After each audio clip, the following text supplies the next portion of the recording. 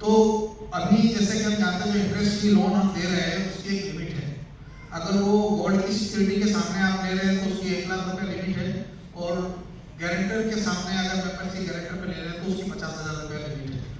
तो इसके अंदर हमारे पास जैसे कि आपने उसमें देखा होगा कि जो घर रिपेयरिंग वगैरह की जरूरत होती है या घर जिसका है उसको इवन रिनोवेट कराने की या जिसकी जरूरत होती है तो उसके लिए तो उस पर्पज के लिए तो लोन हमारे पास है। अलबत्ता घर खरीदने की बहुत सारी लोन एप्लीकेशन आती है, लेकिन चूंकि रिसोर्सेज बहुत लिमिटेड है, अभी जो क्रेडिट कोऑपरेटिव सोसाइटी में जो फंड की अवेलेबिलिटी है उसमें हम इस चीज को भी कवर नहीं कर पाए कि नया घर खरीदने के लिए या बड़ा कंस्ट्रक्शन करने के लिए लोन दे सके। तो जो बुनियादी जरूरत की चीजें जो इंटरेस्ट फ्री मॉडल के अंदर हम होम रिपेयरिंग के लिए देते हैं जिसकी अपर लिमिट 50,000 या 1 लाख रुपए है। इसी तरह दूसरा सवाल है कि स्टूडेंट हायर एजुकेशन के लिए स्टूडेंट लोन का क्या है। तो स्टूडेंट लोन भी एजुकेशन लोन हमारे इंटरेस्ट फ्री लोन के मॉडल में वो पर्पज शामिल है, लेकिन उसकी भी लिमिट यही है कि अगर किसी की तालीम हासिल करने के लिए आप 50,000 या लाख रुपए तक के हैं तो वो एप्लीकेशन दी जाती है और उस तरह लोन दी जाती है।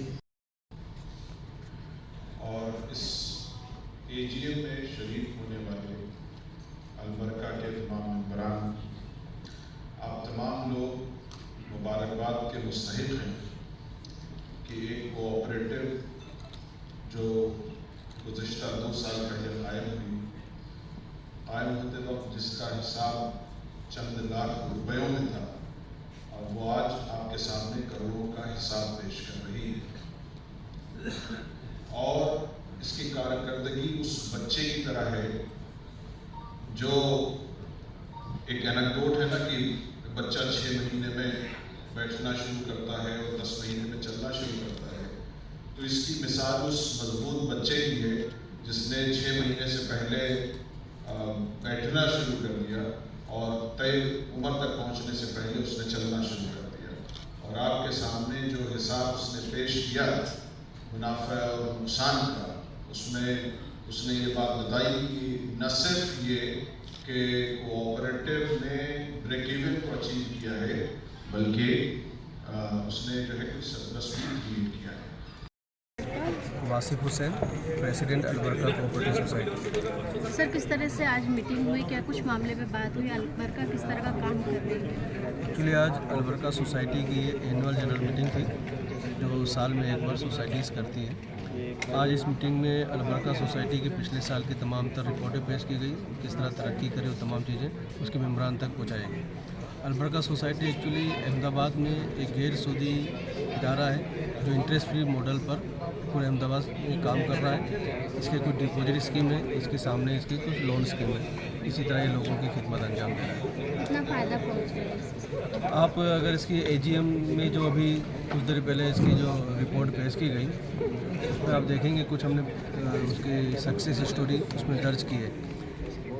आप ये देखिए समाज में ख़ासतौर पर खुसूसन आपकी जो ख़वातीन हैं उनको जब ज़रूरत पेश आ जाती है, मेडिकल इमरजेंसी, एजुकेशन इमरजेंसी, तो वो किसी मनी लेंडर के पास पहुंच जाती हैं और 2,000 से लेकर 10,000 तक का जो मामूली सा कर्जा होता है उस पर 10% या 15% तक का लोन इंटरेस्ट उनसे वसूला जाता है और वो साल वो इंटरेस्ट भरती रहती है, लेकिन एक्चुअल अमाउंट उनकी पे नहीं होती। तो ये जो मॉडल है ये कोऑपरेटिव मॉडल है, इसमें लोग अपना मनी डिपॉजिट करते हैं, उसके सामने उनको लोन दी जाती है। ये इंटरेस्ट फ्री लोन होती है, तो ना उनको 5% ना 10% ना 15% इसमें सूद देना है और उनकी पूरी इज्जत और अजमत की हिफाजत इसमें होती है। और जो money lender, private money lenders हैं, आपने कहीं किस्से से सुने होंगे कि जहाँ पर ख़वातीन उनसे मनी जो लोन ले लेती हैं और मुझे उनको उनके जो लोन पे नहीं कर पाती टाइम पर और उनका सूद टाइम पे दे नहीं पाती, तो उनकी इज्जत और अजमत पे हमला किया जाता है। तो ये अल्हम्दुलिल्लाह है कि ये पूरा कोऑपरेटिव मॉडल है और इसको एक इस्लामिक मॉडल भी कहा जा सकता है कि जो इस्लाम ने जो तालीमात दी हैं फिनेंशियल इंस्टीट्यूशन को चलाने का, उस मॉडल को यहाँ पर कायम किया जा रहा है। जी वाला अलबरका की एनुअल जनरल मीटिंग में हाजिरी दी और इंटरेस्ट फ्री जो लोन का निज़ाम ये चला रहे, ये काफ़ी काबिल तारीफ़ है और ये पूरे तमाम लोगों को कोई भी मजहब ना देखते हुए सबको ये फ़ायदा पहुंचा रहे हैं। और ज़्यादा से ज़्यादा लोग इसमें मेंबर बने और अपना फ़ायदा उठावे। और जो पिछड़े हुए लोग हैं, जो ब्याज की दलदल में फंसे हुए लोग हैं और जो 1 लाख पे दूसरे 1 लाख ब्याज के तौर पे देते हैं, ये तंजीम 1 लाख की जगह आपको 1 लाख ही पेमेंट करना है, कोई सूद नहीं है, कोई ब्याज नहीं है इसमें। और ये उम्मत को फ़ायदा पहुंचाने के लिए काम कर रही है, तो इसके लिए मेरी तरफ से उनको मुबारकबाद और लोगों की बुरी नज़र से और इनको कामयाबी अता करें। अस्सलाम वालेकुम। जी, बिस्मिल्लाहिर्रहमानिर्रहीम। मेरा नाम मोहम्मद सलीम है और मैं वैसे गवर्नमेंट सर्विस में था, डिप्टी डायरेक्टर हेल्थ की पोस्ट से रिटायर्ड हुआ और फ़िलहाल जमात इस्लामी हिंद गुजरात की ज़िम्मेदारी जो है वो मुझे सौंपी गई। सर आज अलबरका की एक मीटिंग थी, किस तरीके से अलबरका काम कर रही है और कितना फ़ायदा पहुंच रहा है इसके ज़रिए से? अलबरका एक ऐसा प्रोजेक्ट है कि जिसके बारे में पहले ये सोचा जाता था कि बहुत ऐसा काम है कि जो नहीं हो सकता, नामुमकिनात में से, क्योंकि बिलासूदी तरीके से लोगों की मदद करना, लोगों को कर्ज देना, लोगों को उनके बिजनेस में इजाफे के लिए कोशिश करना, ये ऐसा था कि मुमकिन नहीं है और बग़ैर इंटरेस्ट के ये काम नहीं हो सकता। लेकिन अल्हम्दुलिल्लाह इसने ये कुछ सालों में करके दिखा दिया कि अगर इंसान अगर चाहे और उसके लिए कोशिश करे तो हर कोई काम आसान हो सकता है। और ये इस्लामी उसूलों के एतबार से मिल्लत की फाइनेंशियल पोजीशन को बेहतर बनाने के लिए, उसको सुधारने के लिए इससे अच्छा और कोई तरीका नहीं हो सकता था। इंटरेस्ट बेस्ड ही निज़ाम है वर्ल्ड में, वहाँ से पूरे जो मुल्क लोन लेते हैं और इंटरेस्ट जिसको शरीयत ने ममनू बताया है। आज हम देख रहे हैं कि महंगाई, कोई भी चीज़ की कॉस्टिंग, ये सारी चीज़ें जो इंक्रीज हो रही है उसके पीछे वजह है सूद। गरीब आदमी और गरीब बनता जा रहा है, अमीर आदमी और अमीर बनता जा रहा है, इसकी वजह है सूद। हमारा सफर मलेशिया हुआ, मैंने वर्ल्ड में एक ही वाहिद कंट्री देखी कि जहां पर इस्लामिक बैंकिंग के हिसाब से बैंकिंग कर रहे मलेशिया में, और वहां पर रहने वाले लोग मुसलमान तो फायदा ले ही रहे हैं, मगर चाइनीज कम्युनिटी के लोग भी उस बैंकिंग से लोन ले रहे हैं और उससे फायदा उठा रहे हैं। उनकी बैंक पासबुक में मैंने एंट्री देखी तो उन्होंने इंटरेस्ट की जगह हर साल प्रॉफिट, क्या आपका इतना प्रॉफिट हुआ, और ज्यादातर लोग वहां से ही लोन ले रहे हैं। अपनी इंडिया की इकोनॉमी भी इंटरेस्ट बेस्ड ही है और उसमें किस तरह से अपने मुस्लिम ज्यादा से ज्यादा फायदा उठा सके और मुस्लिम कम्युनिटी किस तरह से अपनी पिछड़ी हालत को फिनेंशियल स्टेबल और अच्छा बना सके, उसका ये बहुत बेहतरीन मॉडल और बेहतरीन जरिया है। आज मिसाल के तौर पे कोई रिक्शा वाला रिक्शा लेने जाता है, ऑटो फाइनेंस 2 लाख की मसलन रिक्शा है तो उसको पे करते करते 3-3.5 लाख रुपए बैंक को चुकाने होते हैं।